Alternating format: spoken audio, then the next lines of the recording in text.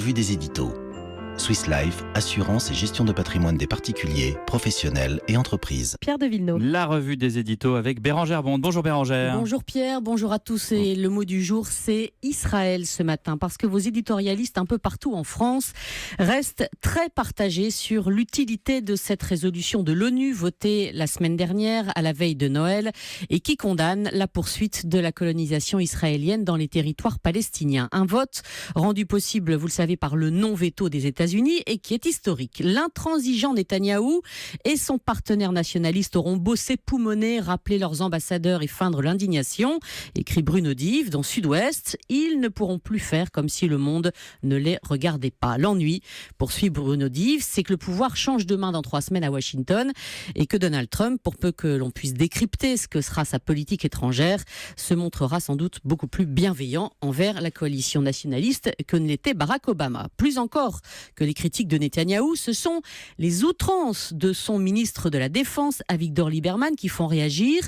Outrance, c'est le titre de l'édito de l'Alsace, qui cite Talleyrand, tout ce qui est excessif est insignifiant. Le va-t-en-guerre populiste ne vient-il pas de comparer la conférence de la paix qui se tiendra le 15 janvier à Paris, à l'initiative de la France, au procès Dreyfus, avec Israël et le peuple juif sur le banc des accusés? Le vote par la France de la résolution de l'ONU a sans doute irrité Netanyahou, mais poursuit ma consoeur de l'Alsace, Yolande Baldouek, mais poursuit-elle, oui, la comparaison avec le procès de sinistre mémoire est méprisable, d'autant que Lieberman, pour faire bonne mesure, a invité ses coreligionnaires français à quitter notre pays pour s'installer en Israël. Dans Libération, Alexandra Schwarzbord estime, elle, que ces excès décrédibilisent surtout l'homme et le pays, tout comme ils banalisent la notion même d'antisémitisme, et de souligner que le journal israélien Haaretz, dans son propre éditorial, estime que la bouderie de Netanyahou, coupant les ponts avec le reste du monde, a tout de l'entreprise d'autodestruction. Ma consoeur de Libération juge en tout cas malvenues les critiques du chef du gouvernement israélien qui accuse l'administration américaine de profiter de cet entre-deux aux États-Unis, séparant l'élection d'un président et de sa prise de fonction. C'est presque un classique de ces périodes de transition américaine.